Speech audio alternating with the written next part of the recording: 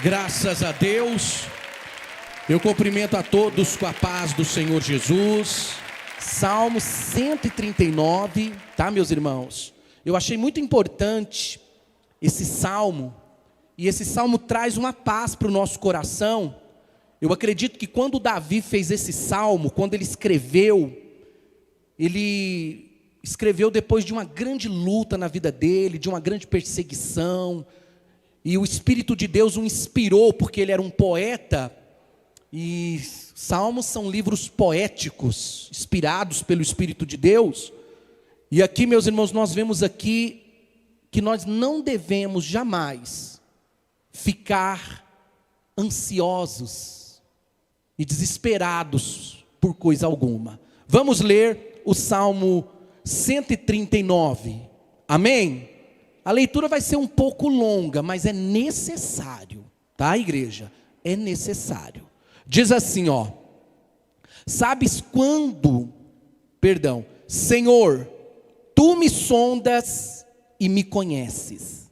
Sabes quando me assento e quando me levanto.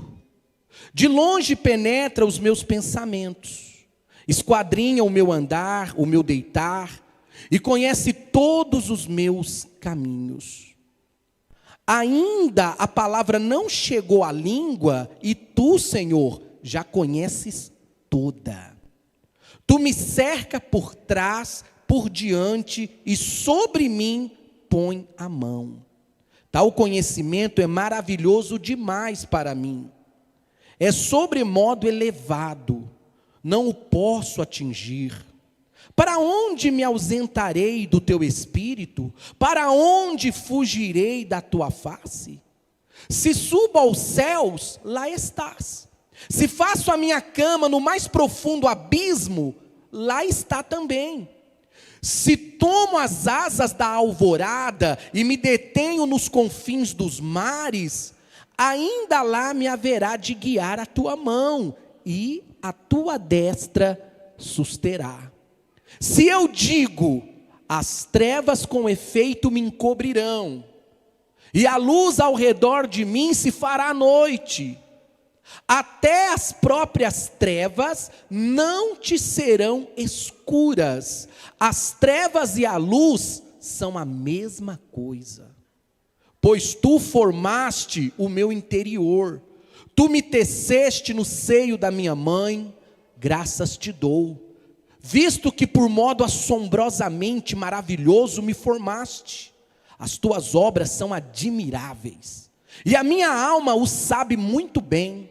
Os meus ossos não Te foram encobertos, quando no oculto fui formado e entretecido, como nas profundezas da terra. Os Teus olhos me viram a substância ainda informe, e no Teu livro foram escritos todos os meus dias, cada um deles escrito e determinado, quando nenhum deles havia ainda. Que precioso para mim, ó Deus, são os Teus pensamentos, e como é grande a soma deles. Se eu os contasse, excedem os grãos de areia. Contaria, sem jamais chegar ao fim. Tomara, ó Deus, desse cabo do perverso, apartai-vos, pois, de mim, homens de sangue. Eles se rebelam insidiosamente contra Ti.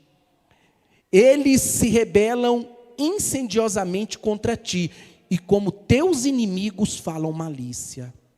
Não aborreço eu, Senhor, os que Te aborrecem? E não abomino os que contra Ti se levantam? Aborreço-os com ódio consumado. Para mim são inimigos de fato. Sonda-me, ó Deus, e conhece o meu coração. Prova-me e conhece os meus pensamentos. Vê se há em mim algum caminho mau e guia-me pelo caminho eterno. Diga assim: meu Deus, eu Te glorifico, eu Te exalto, porque o Senhor é um Deus maravilhoso, um Deus poderoso, digno de ser adorado. palmas que glorifique a Deus. Mantenha a Bíblia aberta, para que nós possamos juntos, meus irmãos, meditar nesta palavra. Para que nós possamos ver aqui, compreender o quão Deus é maravilhoso. O quão Deus está atento de toda a nossa existência. Você sabe que é do ser humano a ansiedade, o medo, a preocupação, devido à nossa fragilidade, meus irmãos, e os nossos limites.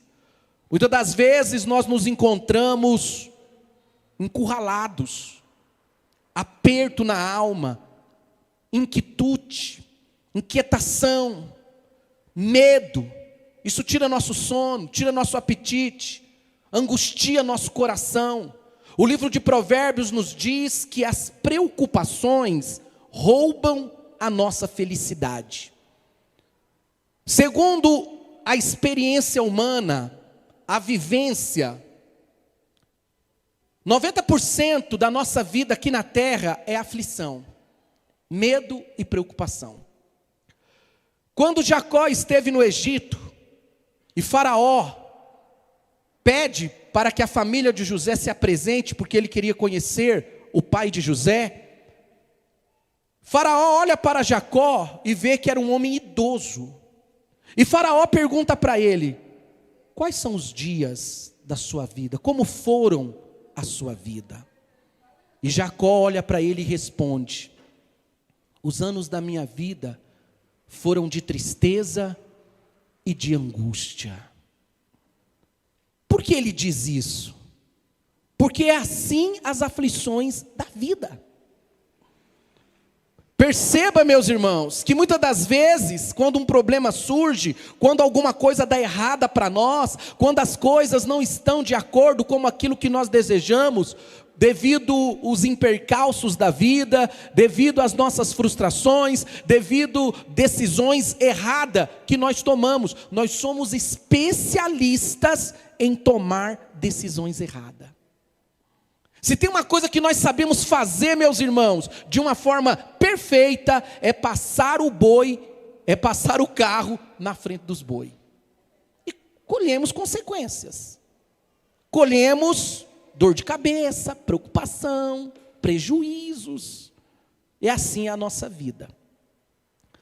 Mas quando nós, nessa experiência de vida, aprendemos com os nossos erros, como diz um certo filósofo sábio, só nunca errou quem nunca fez nada.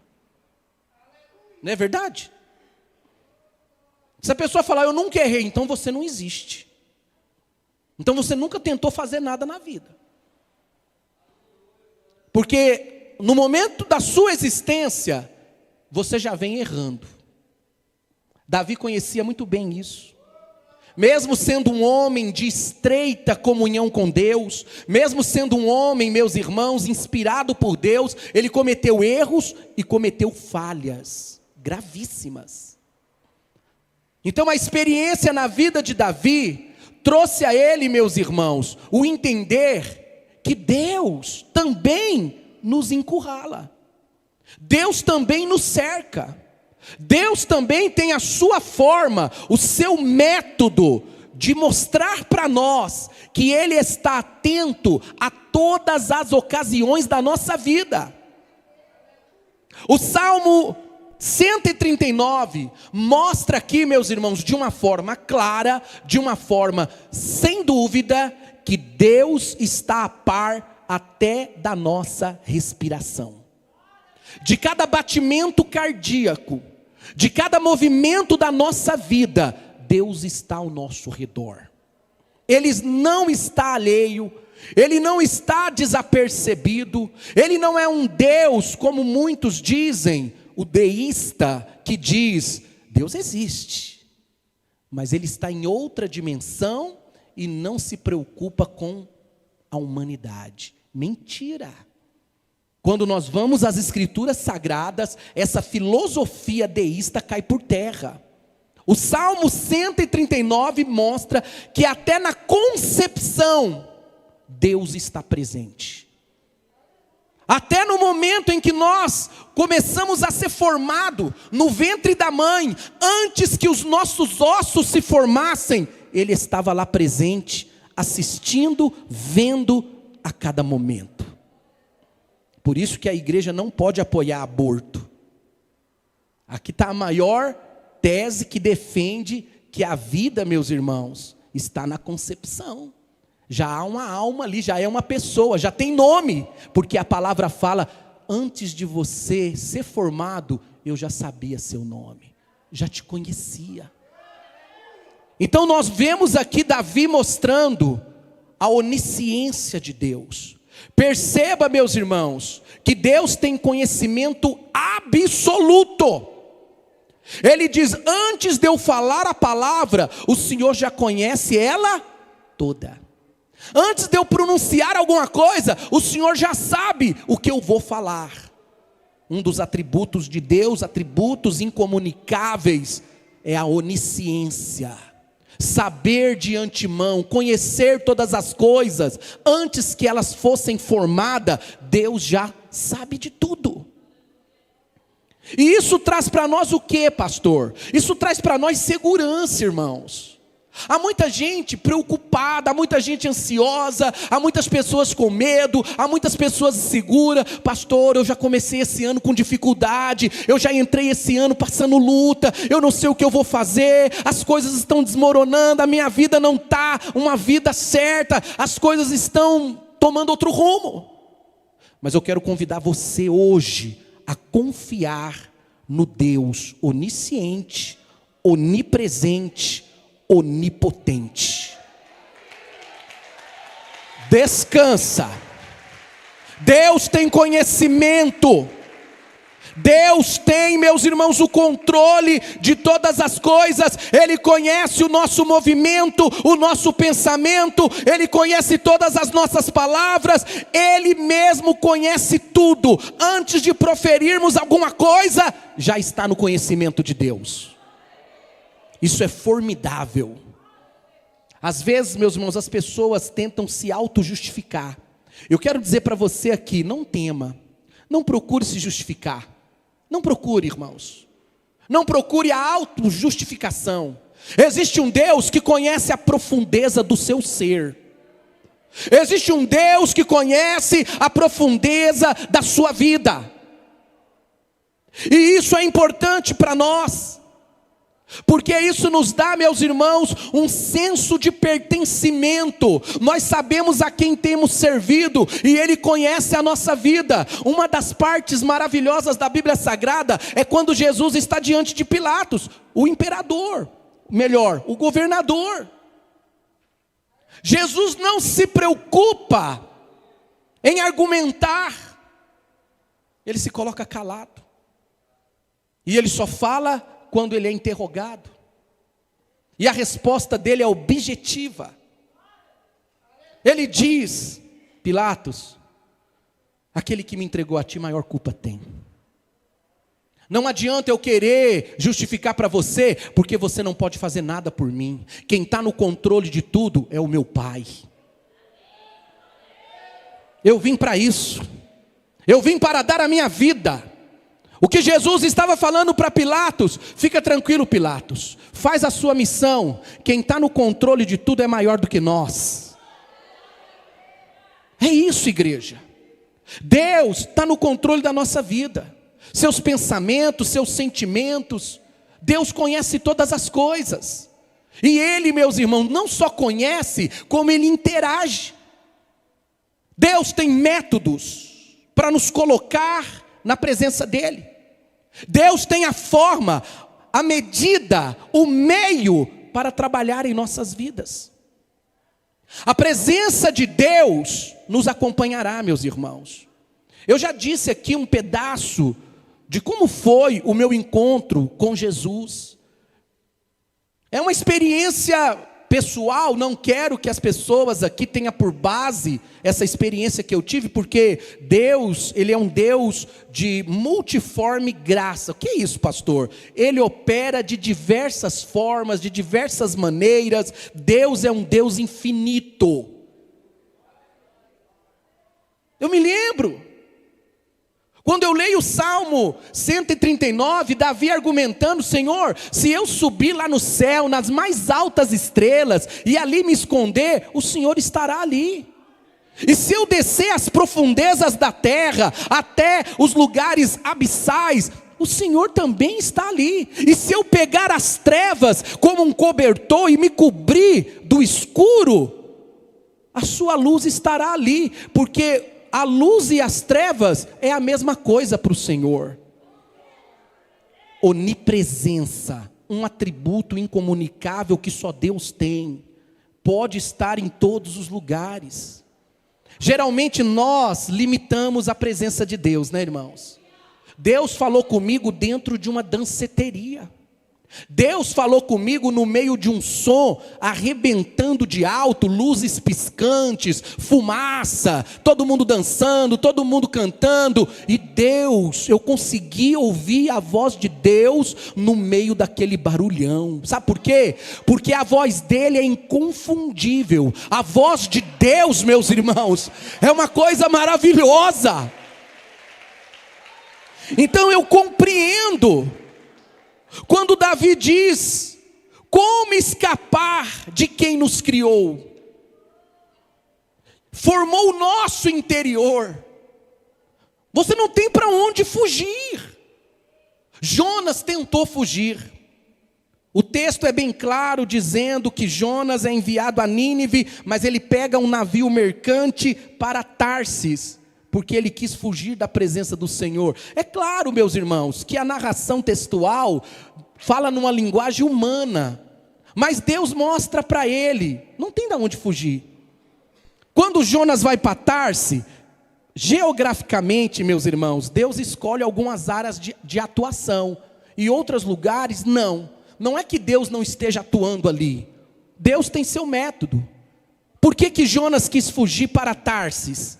Porque ele sabia que naquele momento, aquela região, não havia uma profecia, não havia um movimento profético ali. Então quando ele diz: fujo da presença do Senhor, não da presença, porque não tem como fugir. Ele está no céu, ele está na terra, ele está no mar, ele está nas estrelas, ele está, meus irmãos, nos lugares abissais, ele está por toda parte. Não tem como fugir de Deus, não tem como esconder de Deus. Então Deus faz o quê? Deus permite o que? Um maremoto. Deus permite uma tempestade forte. O navio vai se despedaçando. Os marinheiros desesperados, todos eles, meus irmãos, não sabem a causa. Eram marinheiros profissionais, sabiam que aquela época era a época de navegar, a época de ser uma maré tranquila. As ondas estariam calmas, os ventos não viriam naquela hora, mas de repente tudo muda. Porque Deus, Ele não opera apenas em estações, tempos. Segundo o livro de Daniel, Ele muda tempo e estações. Ele entroniza reis e Ele desentroniza. Ele faz o que Ele quer, na hora que Ele quer, no momento que Ele quer, segundo o seu propósito. Talvez agora, nesse momento presente, você tenha passado luta, irmãos. Você tem enfrentado momentos difíceis na sua vida, adversidade. Às vezes você até está se desencontrando emocionalmente. Você é uma pessoa que parece que não vai conseguir vencer. Às vezes você olha para a sua família e vê problemas, vê luta, as coisas saindo fora do controle. Mas eu quero dizer para você, aqui nessa manhã, aquieta o teu coração. Existe um Deus que está a par de todo acontecimento. Existe um Deus que conhece você. Ele conhece a sua vida. O poder de Deus nos fez, nos criou. Sabe que é uma coisa maravilhosa, irmãos, você saber que Deus está na direção da sua vida, porque quando você reconhece isso, você tem ciência disso, você se acalma. você não se desespera. Você sabe que quem está no controle da tua existência foi aquele que te fez, aquele que te formou. Hoje nós vivemos nesse mundo, irmãos, um mundo hedonista. Muitas das vezes a pessoa não aceita da forma que ele veio a esse mundo. É algo importante de nós falarmos também, das pessoas, meus irmãos, querer mudar o que Deus fez.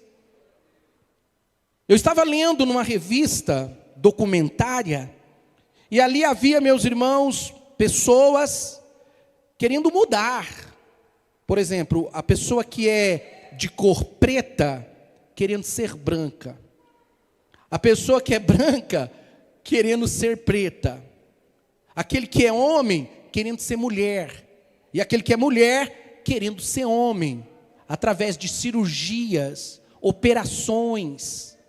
Mudar a forma que Deus fez. No livro de aos Hebreus ensina que há pecados para a morte. Você ouve muito pouco pastores pregando sobre pecado de morte. Quando um homem ou uma mulher querem mudar o que Deus fez, ou até extrair do corpo, retirar do corpo algo que Deus colocou, há pecado de morte. Perde a salvação. A pessoa chega a um nível de depravação que ela quer mudar a natureza que Deus fez. Através de cirurgias, através de hormônio, mas eu quero dizer aqui nesta manhã, ninguém pode mudar o que Deus fez. Ninguém pode mudar. Não adianta. Pode fazer uma cirurgia. Pode fazer isso, pode fazer aquilo. A medicina talvez pode ajudar. Mas diante de Deus, o seu ser, você é quem Deus fez. As pessoas que fazem isso são pessoas angustiadas, pessoas depressivas. Falarei abertamente. A maioria de pessoas que querem mudar de sexo são pessoas angustiadas, são pessoas que vivem depressão, porque toda manhã elas querem viver aquilo que elas não são, e isso é muito doloroso. Um dia apareceu um jovem aqui, e eu fiquei com pena desse jovem, e ele foi bem claro para mim. Ele disse: pastor, eu sou homossexual, meu pai não aceita, ele me expulsou de casa. E eu vi aquele rapaz, meus irmãos, todo cortado, cheio de cortes de gilete. Eu falei: por que você está fazendo isso? Por que você está se automutilando? E ele disse: ninguém me aceita. Eu olhei para ele e falei: Deus te aceita. Jesus te aceita. Jesus ama você. Porque cortou o meu coração de ver um rapaz tão jovem, um rapaz, meus irmãos, que poderia estar feliz. O livro de Eclesiastes, do capítulo 11, diz: alegra-te, jovem, o teu coração, nos dias da tua mocidade. A mocidade, a juventude é a primavera da vida, é o momento mais bonito da vida. E o diabo, meus irmãos, ele tem lutado na vida dos jovens, ele tem lutado na vida das pessoas, ele tem aproveitado a ignorância das pessoas para destruir, para mudar, para trazer um sentimento perverso, para fazer as pessoas se automutilarem, destruindo as suas próprias vidas. Pessoas assim vivem constantemente numa depressão muito forte, porque luta contra elas mesmas todo dia, de não aceitar a si mesmo. Eu quero dizer aqui nesta manhã, Deus não errou no que Ele fez. Ninguém pode falar: pastor, mas isso aí foi um erro genético. Não. Nós não podemos aceitar isso, porque nós servimos um Deus que é perfeito. Um Deus que fez todas as coisas, e quando Ele fez, Ele disse: é bom. Se existe algum erro, é da nossa parte. Se existe alguma falha, é dos seres humanos, é das pessoas. Por falta de conhecimento das Escrituras Sagradas. Porque quando nós vamos à Escritura Sagrada, ela traz luz, ela traz iluminação de Deus, ela traz os pensamentos de Deus para nós. Quando nós vamos à Escritura, nós sabemos, meus irmãos, que nesse mundo nós teremos aflições, mas o Senhor Jesus diz: tem bom ânimo, eu venci. Eu venci. Deus, Ele tem, meus irmãos, a experiência de viver uma vida solitária, mas Ele também teve a experiência de saber que Deus está no controle de todas as coisas. Então não fique pensando que você é um erro, que você veio a esse mundo e você não sabe o que vai ser da sua vida, mas aqui nessa manhã eu tenho um caminho maravilhoso para te mostrar. É o caminho que Deus preparou para você. Às vezes, o mundo, meus irmãos, ele tenta nos enganar. Por isso que nós, povo de Deus, temos que ser diariamente iluminados com o conhecimento da palavra de Deus.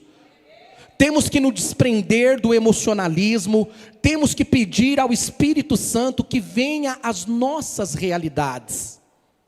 Não vamos deixar nos enganar, não vamos deixar, meus irmãos, ser levado por qualquer vento de ensinamento, de qualquer pensamento triunfalista. Nós sabemos, nós estamos aqui, mas ao redor de nós existem problemas reais, até na sua casa, até na sua família.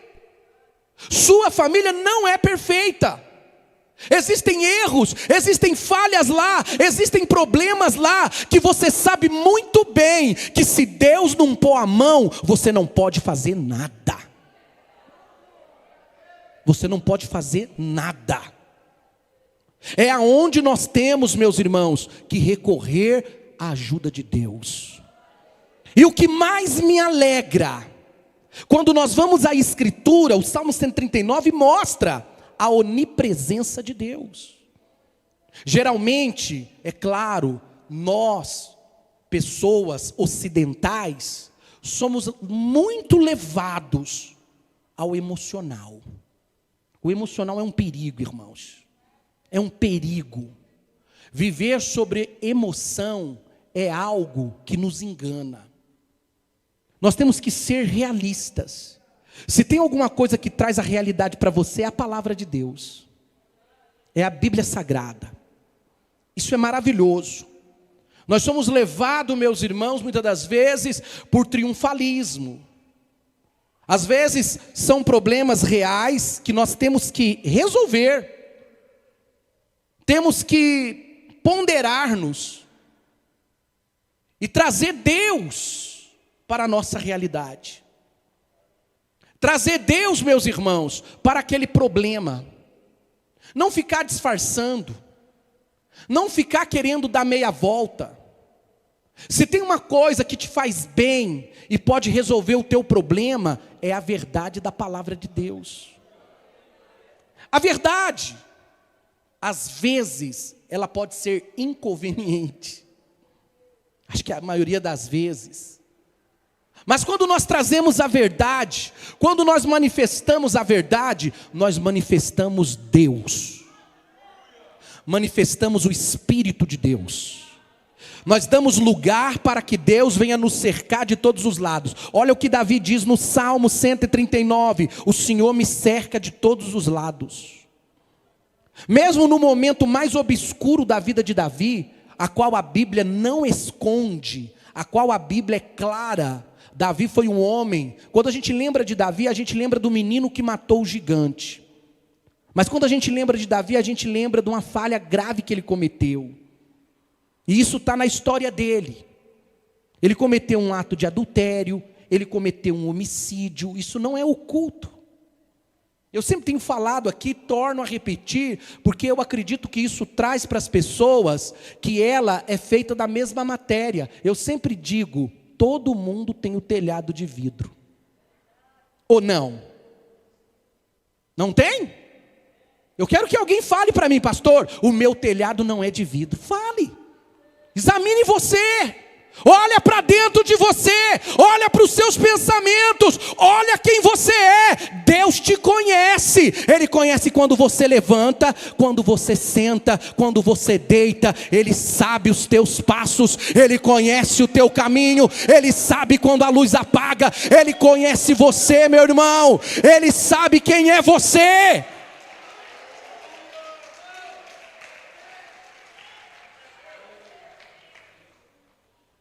Só quem não tem o telhado de vidro é Jesus Cristo. Que maravilhoso, né? Quem não tiver pecado, atire a primeira pedra. Vai, jogue a pedra. Saíram do mais velho até o mais novo. Fragilidade, fraqueza. Existe um Deus, irmãos, que nos levanta. Existe um Deus, meus irmãos, que nos dá oportunidades. Existe um Deus que sempre estará ali para conversar com você, ainda que todos te abandonem, ainda que todos te ignorem, ainda que todos desprezam você, faz caso de você, te humilhe. Existe um Deus que não vai te humilhar. Nos momentos mais difíceis da vida de Jó, no momento que ele perdeu a riqueza, que ele perdeu o prestígio, que ele perdeu a autoestima, que ele perdeu os bens, o seu status quo, tudo que ele perdeu, ele ficou sentado num monte de cinza, e ele disse para os seus amigos que o acusavam: eu queria saber aonde Deus mora, porque eu queria ter asas, eu iria voando até lá, e eu tenho certeza que Ele não me rejeitaria, Ele me ouviria a minha causa, e o meu Redentor se levantará sobre a terra. Veja, aqui ele mostra, meus irmãos, a benevolência, a benignidade, a compaixão, a misericórdia de Deus. Enquanto os três amigos apontavam o dedo, enquanto os amigos diziam: Jó, tudo isso lhe veio porque você está em falta diante de Deus. Olha, você perdeu a riqueza, você perdeu o prestígio, porque Deus está te consertando, Deus está fazendo alguma coisa na sua vida. Os três amigos estavam errados. Às vezes nós caímos nessa premissa de pensar que o nosso sofrimento é porque alguma coisa errada nós fizemos. Irmão, nós erramos o tempo todo. Se Deus for tratar por causa de erro, meu Deus, nós já estamos só o pó. Não é assim, igreja. Às vezes o sofrimento, a luta, as batalhas que vêm nessa vida, irmãos, é aquilo que Deus disse para Adão: Adão, maldita é a terra por vossa causa, ela te produzirá espinhos e abrolhos. É claro que Deus falava de uma forma literal, mas Deus também falava de uma forma simbólica: a terra te trará dores. Quem que vive nessa vida aqui, irmãos? Quem é que passa nessa existência e não sente dor? A mulher, para dar à luz, meu Deus do céu, a criança já vem para esse mundo sorrindo, sim ou não? Ela já sai do ventre dando gargalhada, colocando a mão na barriga e dando risada para os médicos. Ou não? Não, pastor, ela já vem chorando, já vem chorando, porque é assim. Jesus, ele experimentou, veio em forma humana, nasceu, passou por todos os estados da vida, né? Todo estágio, todo momento, dor, sofrimento, perdeu o pai, teve que cuidar da família, ele sentiu, meus irmãos, ele respirou, ele viu, ele percebeu, ele chorou, até Jesus chorou, Então todas estas coisas, elas nos sobrevêm. Às vezes as pessoas, elas estão vivendo a vida com Deus, e se alguma coisa não está de acordo, ela já quer desistir. Esse ano eu não vou para a igreja mais, eu vou parar com tudo. Porque nós fomos forçados a acreditar que para viver com Deus, nós temos que viver conquistando. O sinônimo aqui no Brasil, em outros lugares do mundo, ter Deus é se você tiver alguma coisa. E não é isso. vezes você vai perder por ser fiel a Deus. Às vezes, irmão, você vai enfrentar problema porque você é verdadeiro a Deus. Às vezes você não será muito bem querido porque você é uma pessoa sincera. Essas são as realidades da vida. Davi não as nega, Davi as declara, mas Davi também mostra que em todo momento, a toda hora, Deus está a par de todos os acontecimentos. Deus quer pessoas fortes. Deus não quer pessoas emocionalmente, meus irmãos, frágeis. E por isso que Ele permite lutas. Por isso que Ele permite, meus irmãos, adversidade. Já percebeu isso? Quando a sua vida está indo tudo bem, você começa a desconfiar. Mas por que está tudo bem comigo? Por que eu estou tão tranquilo assim? Né? Você começa já a desconfiar. Peraí, por que as coisas estão tudo... Porque sempre é uma batalha. Aí quando nós vamos às escrituras sagradas, como nós vamos examinar, nós vemos a aflição do profeta, nós vemos as angústias dos homens de Deus, o aperto dos homens de Deus. O livro aos Hebreus declara muito bem que estes homens, meus irmãos, foram humilhados, maltratados, eles não eram dignos dessa terra, viviam em caverna, aos farrapos, se escondendo, vencendo exército, apagando a força do fogo. E todos esses homens eram como nós, de carne e osso, tiveram erros, tiveram falhas. Por isso que é interessante nós irmos às escrituras. Se você quer uma igreja avivada, o maior avivamento da igreja é quando o povo de Deus se volta à palavra de Deus. É quando eles começam a entender as escrituras sagradas. E ele fortalece, ele tem raízes. O vento vai soprar, a tempestade vai vir, o deserto vai vir, mas ele sabe a quem ele tem servido. Ontem mesmo eu comentava sobre alguns irmãos que são exemplos para nós. Irmãos que são desprezados, irmãos que são humilhados, mas eles não desistem. Eles estão aí, irmãos, firmes. O vento sopra, a tempestade vem, balança dali, balança daqui, mas os irmãos estão ali firmes, estão ali convictos de quem os chamou. É uma coisa interessante demais. Eles não olham para o homem. Tem gente que muito se apega ao homem, irmãos, se apega à figura humana. Irmão, a figura humana, o ser humano é um ser mutável. O que é isso, pastor? Hoje é uma coisa, amanhã é outra. Bipolaridade. Até uma doença, né? Transtorno de bipolaridade. De manhã você é uma coisa, à tarde você é outra. Às vezes eu chego em casa, minha esposa, o que foi? Eu falei, nada, eu te conheço. Eu sei quem você é. Fala, o que foi? Não, não é nada não. Convivendo com as pessoas, você vai sabendo quem é as pessoas. Não adianta esconder. Está na cara. Isso é o ser humano, irmãos. Hoje você está alegre, feliz. Amanhã você está com a cara que nem de um delegado brabo. E como conviver com isso, né? Eu acho que a experiência de um casamento é a maior clareza de como viver com Deus. Os solteiros não têm esse privilégio. Você quer saber como que é viver com Deus? Casa. Casa que você vai saber o que é viver com Deus. Se você maltrata a sua esposa, você maltrata Deus. Se a sua esposa te maltrata, ela maltrata Deus. Parece que Deus, ele quis se manifestar e mostrar, sabe, eu vou mostrar para vocês o que é viver comigo. Aí preparou a mulher. Verdade. Porque o casamento é uma escola. O casamento te ajuda a negar você mesmo. O casamento quebra a sua arrogância. O casamento te faz você ser humilde. O casamento faz você engolir o sapo e rotar um diamante. Quem é casado, meus irmãos, sabe disso.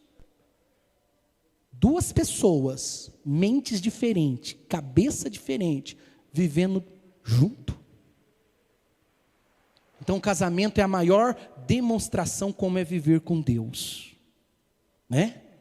Pode ver que em todas as partes da Bíblia, Deus chama Israel do quê? A minha esposa, né? Quando Israel trai Deus, Deus fala de mulher traidora. Você vê que ele faz essa linguagem simbólica, né? Eu te dei isso, eu te presenteei, você é minha noiva. Ele sempre faz essa metáfora de um homem casado com uma mulher. Aí ele fala para Oséias, Oséias, vai lá, toma uma mulher, casa com ela, né? Aí a mulher foi e traiu ele. A mulher traiu o profeta subiu no monte e lamentou. A mulher que o Senhor falou para me casar me traiu. Aí Deus fala para ele, está vendo aí? É assim que eu me sinto quando Israel vai adorar uma imagem de escultura. É como um homem traído. É dessa forma que eu me sinto. Agora vai lá e pega ela de novo. Traz ela de novo. Reconcilia-se com ela. Então Deus sempre está fazendo essa metáfora de um homem para com uma mulher. O próprio Jesus também é o noivo da igreja. Veja que está tudo relacionado, né? Um casamento, irmãos. Então eu quero que você, nesse ano de 2024, igreja, povo de Deus, saiba que você tem um marido. Saiba que Ele cuida de você. Deus, Ele cuida de nós. Deus está a par de tudo. Tudo. Às vezes, meus irmãos, nós que estamos à frente de trabalho de igreja, nós almejamos um trabalho próspero, um trabalho grande, as almas se convertendo, as pessoas felizes na igreja, todo mundo contente, e as coisas acontecendo, tudo ao mesmo tempo, tudo perfeito, mas essa não é a realidade. Não é. A igreja, ela passa por luta, ela enfrenta dificuldade, ela enfrenta barreira, ela enfrenta, meus irmãos, adversidades duras. Nós estamos num mundo de trevas, as coisas não são favoráveis a nós. Nós temos que cuidar da nossa vida espiritual. E uma coisa também, muitas das vezes, muitos pastores se angustiam. Os anos retrasados, nós tivemos incidentes, não na nossa igreja, graças a Deus, nós não tivemos conhecimento disso, mas em outros ministérios, outras pessoas, caso até de pastor se suicidar, tirar a própria vida, filho de pastor, tivemos, porque muitas das vezes nós criamos uma expectativa, nós doamos muito de nós, querendo uma igreja boa, uma igreja perfeita, uma igreja que atenda à necessidade das pessoas, e muitas das vezes nós esquecemos que quem acrescenta, quem ajuda, quem faz florescer é o Criador, é Deus. Que Deus abençoe, meus irmãos, a hora já avança, meu Deus, eu nem vi a hora passar aqui, mas que o Espírito Santo de Deus ilumina teu coração nesse ano. Não fique desesperado. Pastor, as coisas não estão boas para mim, pastor. A minha empresa, o meu comércio, a minha casa, a minha família. Eu convido você, descansa no Senhor. Tranquilize no Senhor. Deus está a par de todas as coisas. E Ele te trouxe aqui nessa manhã para falar com você.